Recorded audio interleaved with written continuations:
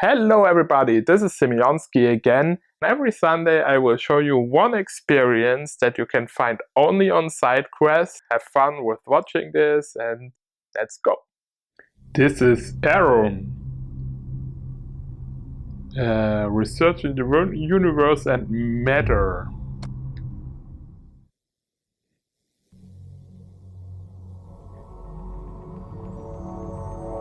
Our planet Earth.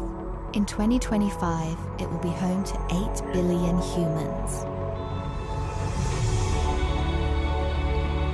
Times are changing quickly. Our lives, how we live, how we work. We are experiencing an accelerating technological progress. But how does the world really work, and which secrets are hidden within? What are the smallest building blocks that make up everything? What gives matter its distinct properties? How did the universe evolve? Let's take a look behind the scenes of our world and into modern research. Are you ready? Yes, I'm ready. Let's go. Science is happening on all scales. From the tiniest particles that make up everything around us, over molecules and the search for materials of the future, to gazing at the stars and vast galaxies.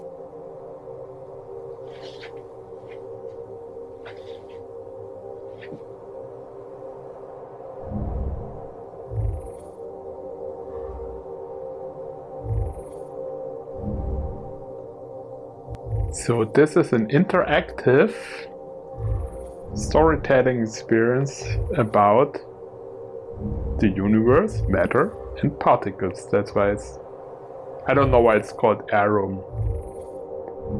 The universe and matter is the but the air. Okay.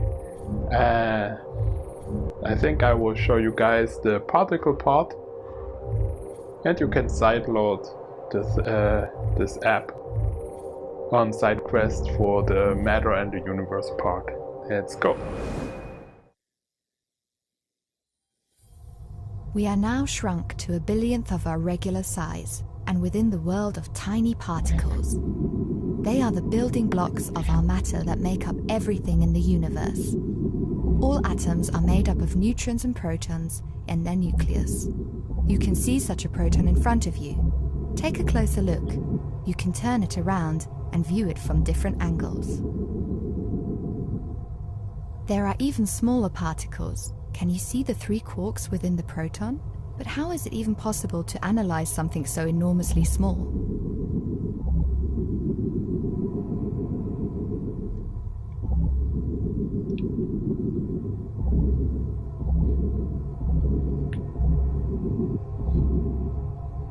Ooh. Particles can be accelerated in ring systems. Such particle accelerators are built deep underground and can be many kilometers long. Here, among others, protons are accelerated to extremely high speeds. We are flying through the accelerator tube at almost 300,000 kilometers per second. The components around us are an icy negative 270 degrees Celsius cold. Thousands of magnets keep us on track during flight. And suddenly it happens. Protons are directed onto the path of other protons flying in the opposite direction. If 2 collide, they shatter, creating many new particles. Like this, the smallest building blocks of our world become observable. At the largest particle accelerator in the world, the Large Hadron Collider in Switzerland, such collisions occur up to 40 million times per second. How can researchers study these high-velocity particle collisions? Let's find out. Research groups make the collisions take place precisely within a huge detector. In reality, these are not open. But here you can take a closer look inside using the lifting platform. Oh, okay, I'm in Switzerland.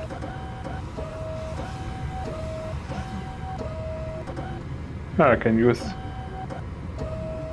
Actually, I can use the buttons here, but I can also use my controllers to get into this thing.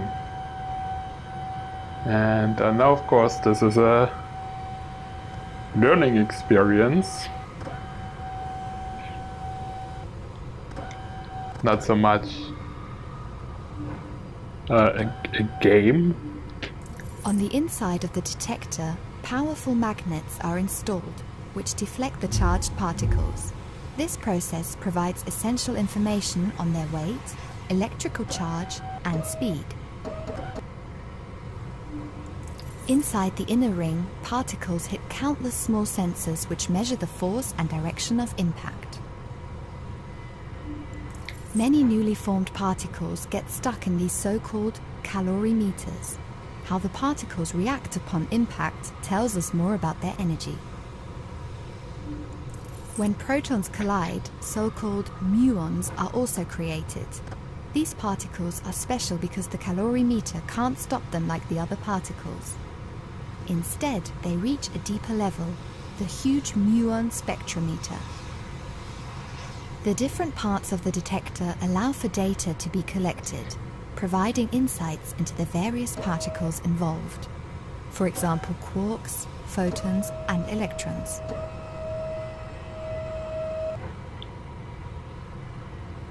Mm-hmm. So this must be a reproduction of the real facility in Switzerland.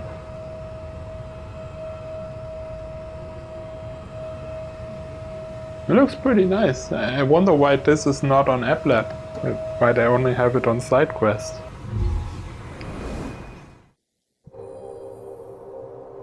Yeah. Would you like to discover more? Okay, this was the particle part. There's a matter part and there's a universe part. Let's skip the matter part for now so you can hop into this by yourself. Let's take a leap into the universe. I will not see the whole thing, but let's just take a leap.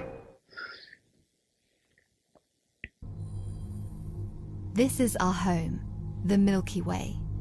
A galaxy so vast that it takes light over 100,000 years to travel from one side to another. It consists of about 200 billion stars. The Sun and our Earth are located in one of its spiral arms.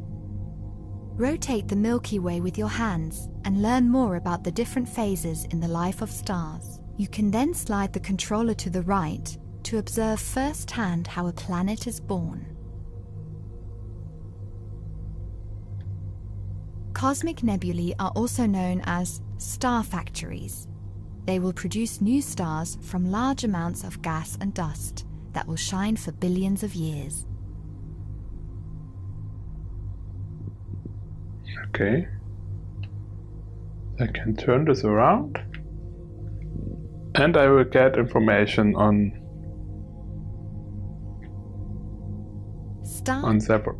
several stars here. I'm not sure if I can, and I can travel. This is what a supernova looks like. Such cosmic fireworks. See, are you sure want to leave the Milky Way already? Yes, let's travel.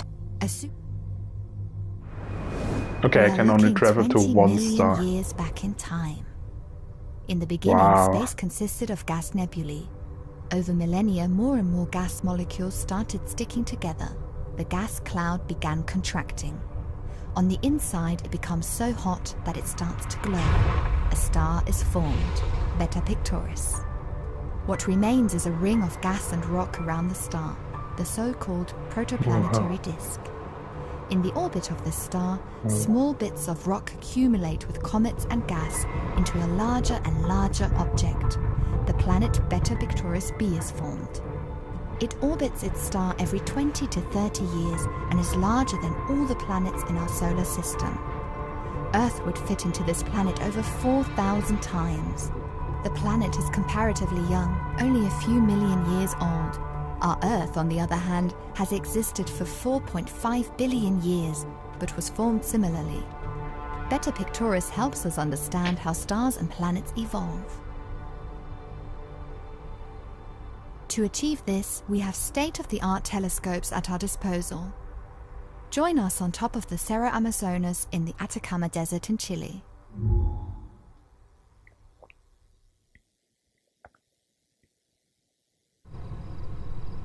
Here we use large telescopes to gaze into the universe.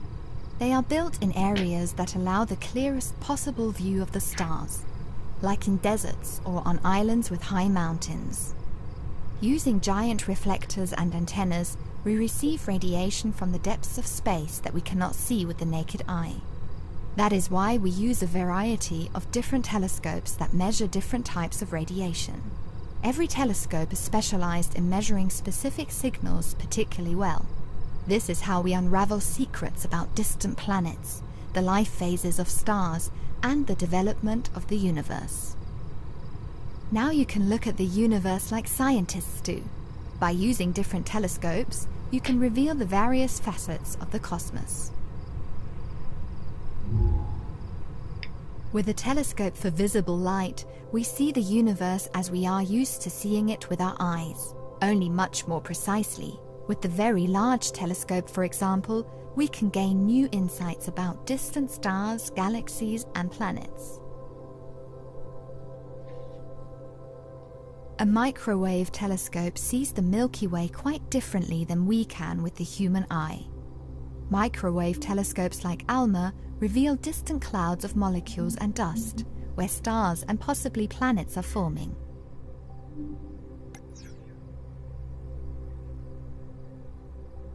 Cool.